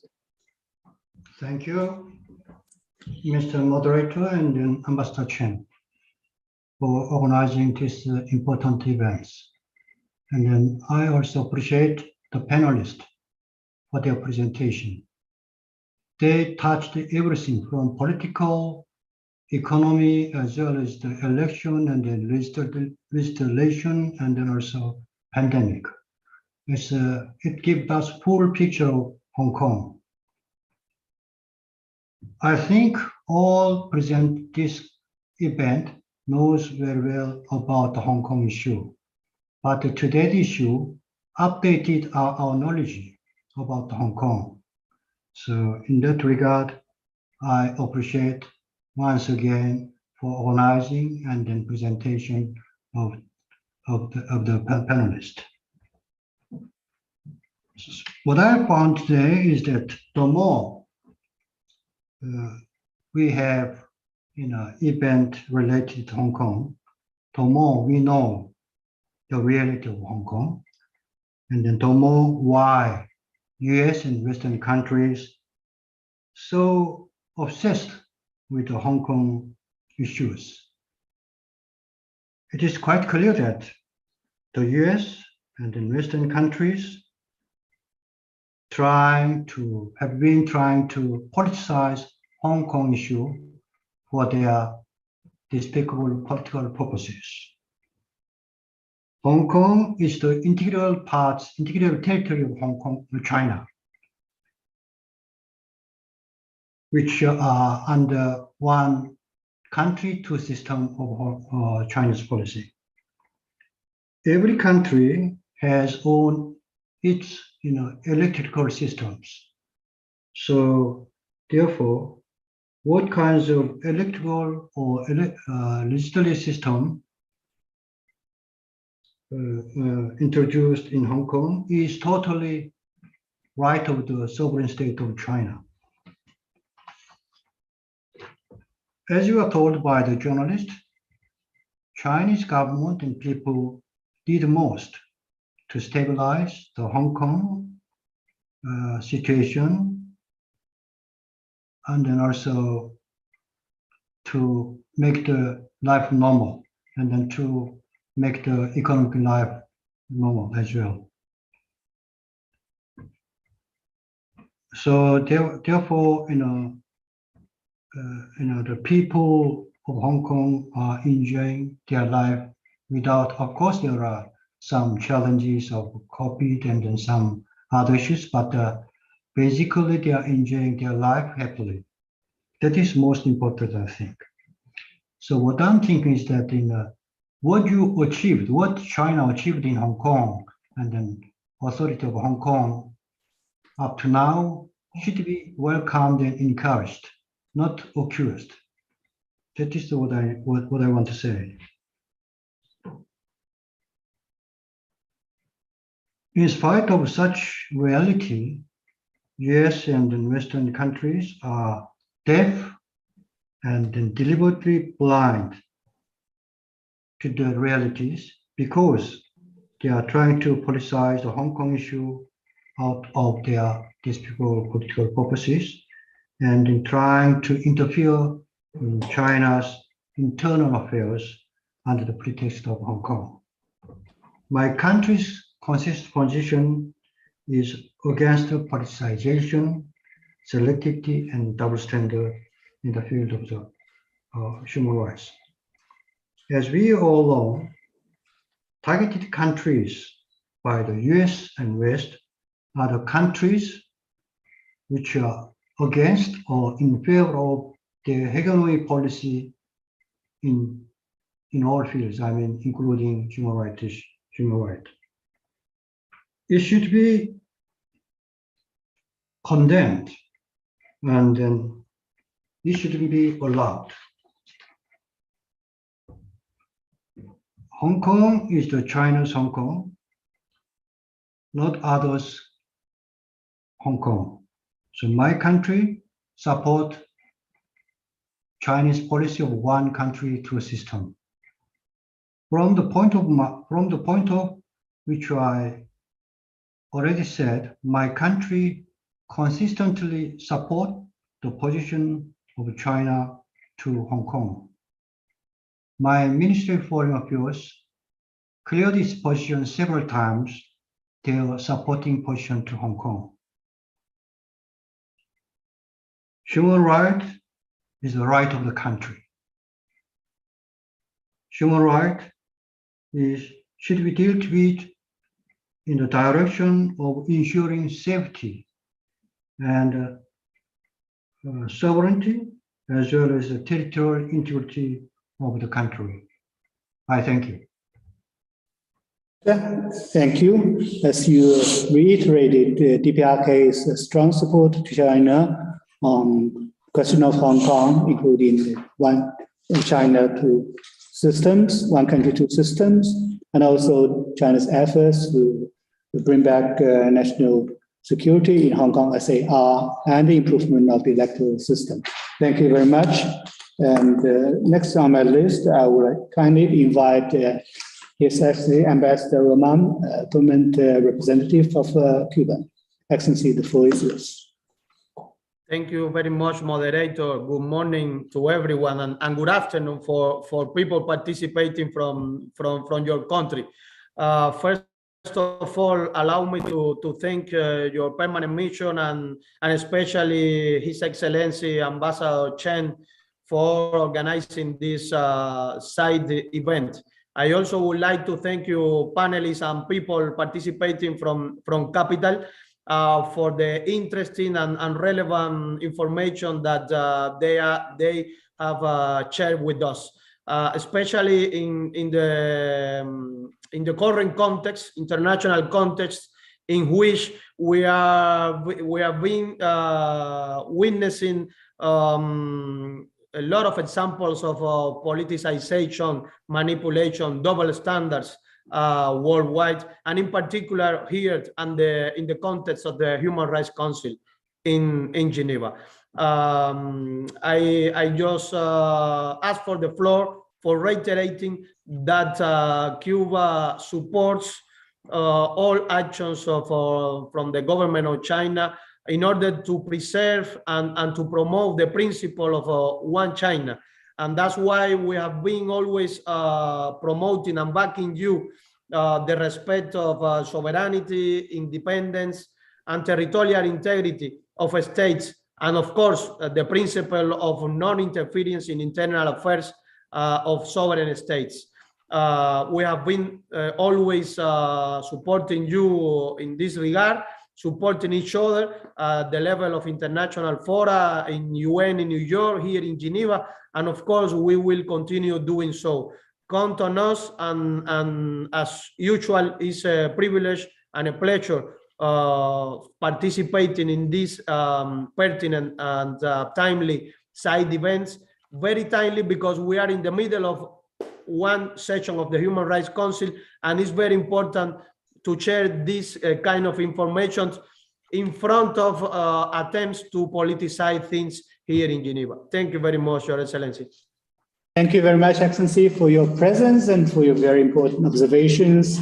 And indeed, as you said, Cuba's support to China on the question of Hong Kong has always been consistent and indeed very strong. And this support, in fact, in multilateral affairs between China and Cuba is a two-way support, and we will continue to do our very best on questions of your concern. Now, I would like to kindly invite my colleague, Minister from South Sudan. Dear colleague, the floor is yours, Mr. Wajid. Thank you, moderator. On behalf of my delegation, our delegation of South Sudan, I would like to thank and appreciate China for having this important event. We in South Sudan, we support China's implementation of one country, two systems in Hong Kong, special administrative region. And we do believe that every country has the right to the safeguard it is a national security through the legislation. Therefore, we welcome the adoption of the implementation of the law of the People's Republic of China on safeguarding national security in Hong Kong. I thank you. Thank you very much. Thank you once again, and for your strong support on the efforts by the SAR government in Hong Kong and the central government of China to reassure the national security in the SAR. Thank you very much. Can I kindly invite His Excellency, the permanent representative of Venezuela, Ambassador.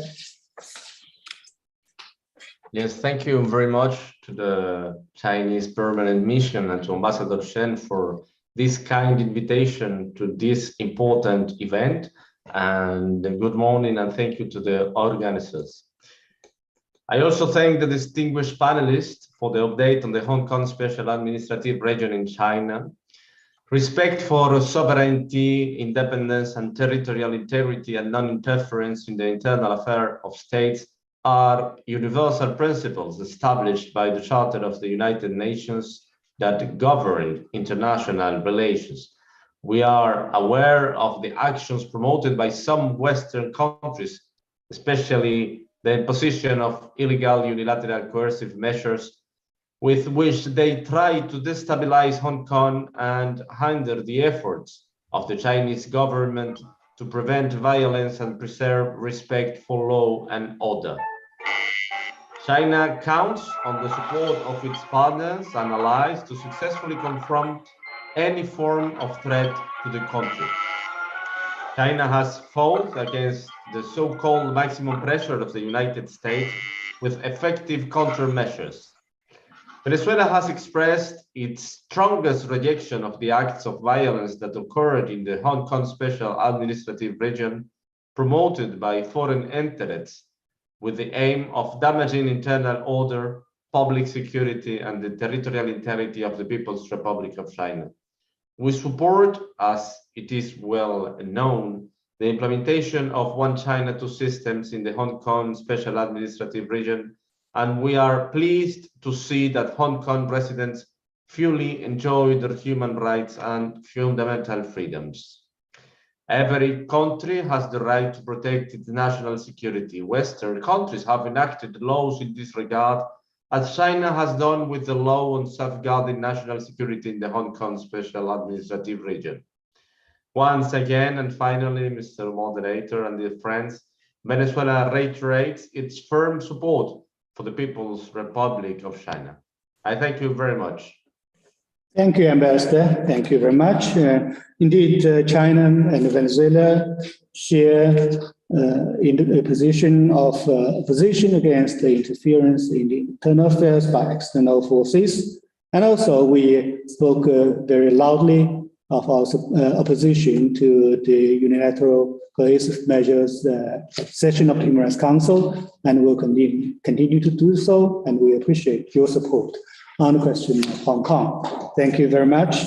And next, I would like kindly give the floor to Ambassador Labo, the permanent representative of Niger.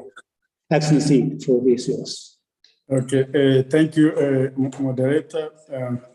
I would first like to congratulate the permanent mission of China for organizing this important event on Hong Kong issues in all domains.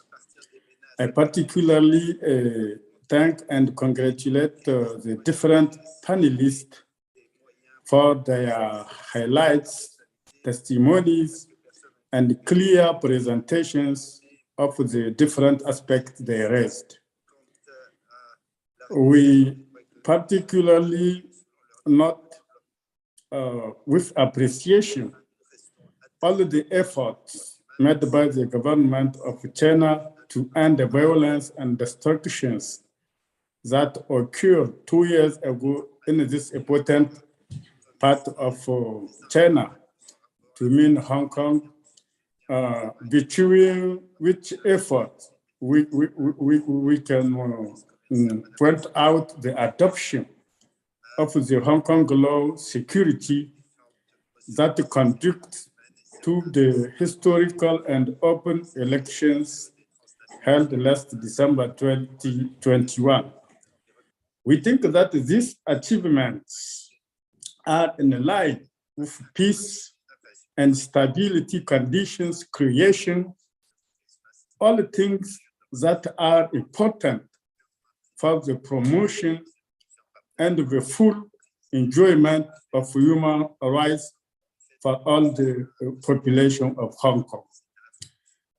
Under the international order and frameworks, Niger continues to support that Hong Kong issues are primarily China issues in accordance with the international law, the principle of national sovereignty and territorial integrity, and that the system of one country, two system doesn't and must never affect the principle of the unity of China and its sovereignty on all parts of China's territory.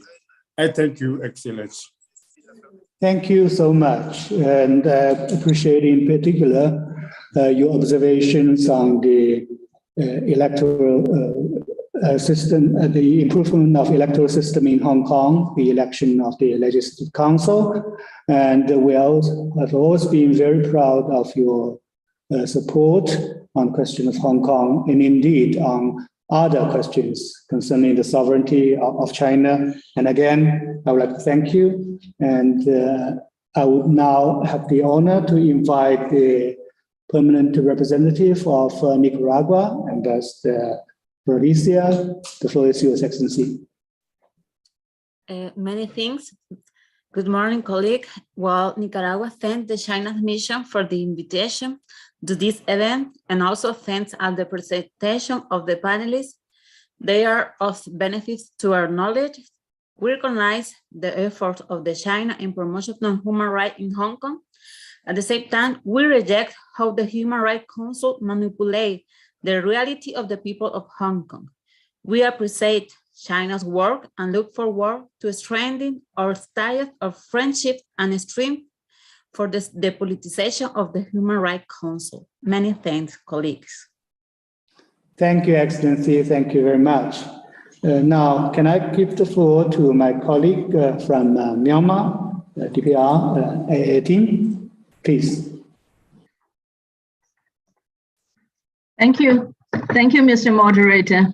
Thank you, Excellency Ambassador Chen, for organizing this side event.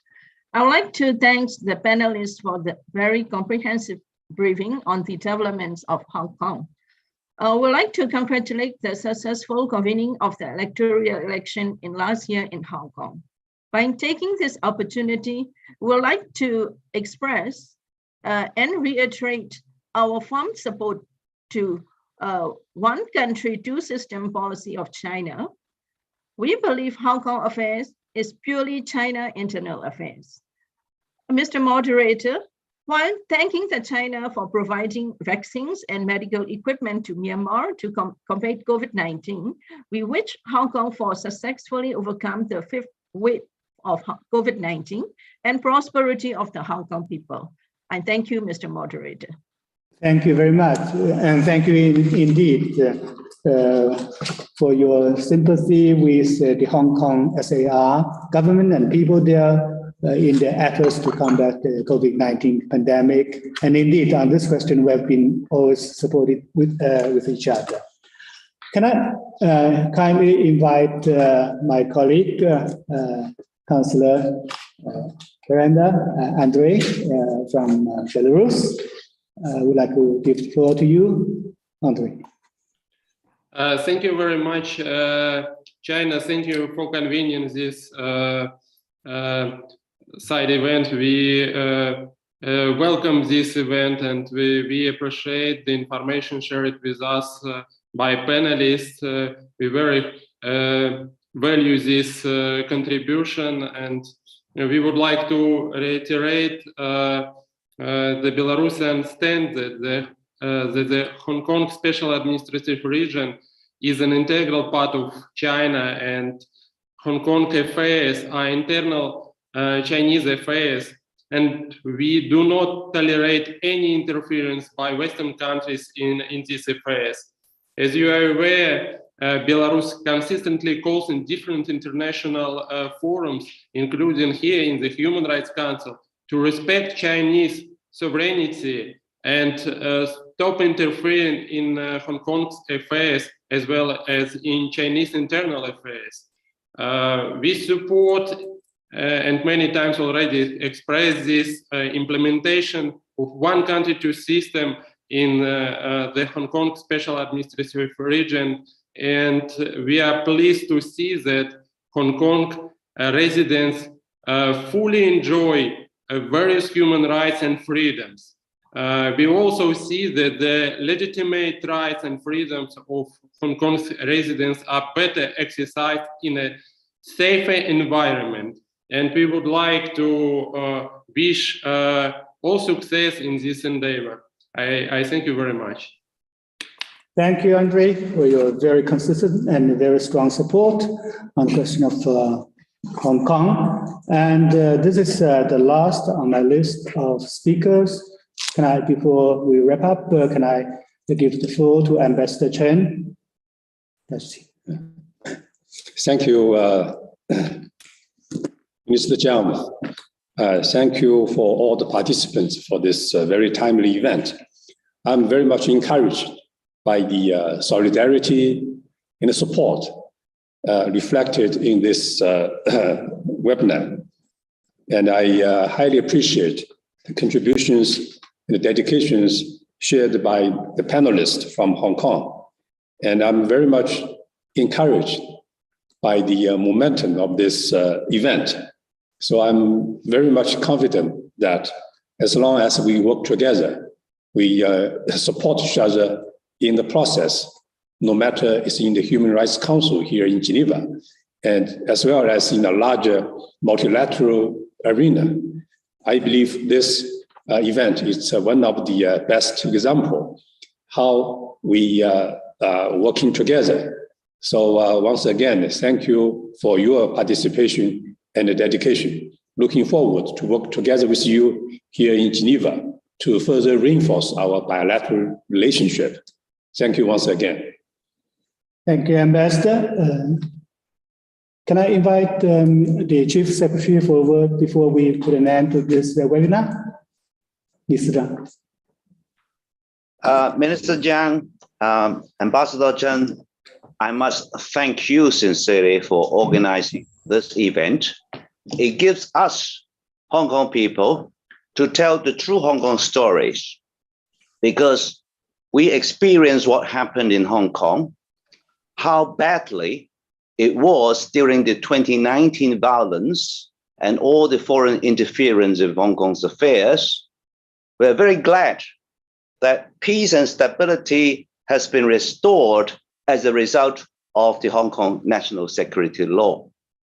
We are also very grateful to the central authorities for improving the electoral system so that Hong Kong, having returned from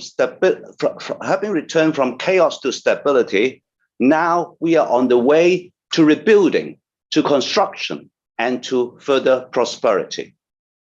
And I'm very thankful to the speakers on the panel from Hong Kong, who has been telling their experiences and the true stories of what they went through during that bad time and what they anticipate Hong Kong will be as we progress under the improved electoral system. And I must thank sincerely the Central People's Government for giving us all the helps that we need as we fight this fifth wave of COVID-19. But this COVID-19, despite its severity, it is uniting us in fighting against this enemy. We have united already after the 2019 violence disturbances, and we have united as a result of the improved electoral system, where patriots collectively administer Hong Kong for the overall interest of the people and to serve the country. And I'm very confident that we will, together with the unfailing support of the central authorities, beat COVID-19, and then we will resume our normal life. And with the opportunities open to us under the 14th five-year plan, the Greater Bay Areas, all these will give us unlimited opportunities. And I'm sure that the future of Hong Kong will be brighter. We have strong confidence that Hong Kong will be a place that will attract people to come, that we will find this a place enjoyable to do business and live. And they will also find this place where they will see the different cultures coming together for everybody's good. So I thank you once again for organizing this very important event, so that people outside Hong Kong can see what is happening truly in a prosperous manner as a result of all the measures that the central authorities have introduced to help Hong Kong. Thank you. Thank you, Chief Secretary Lee, and we all have our very best wishes to the people of Hong Kong in this difficult time. And I would like to thank the other 5 distinguished panelists for their contribution. And as Ambassador Chen Xu said, we are grateful to the permanent representatives and colleagues in Geneva to take time off the very busy schedule during the session to share with us their observations. And before we come to an end, I would like to thank the interpreters who make this webinar smooth so that we can have this opportunity to exchange our views. Thank you very much. Thank you. Bye-bye. Thank you. Thank you.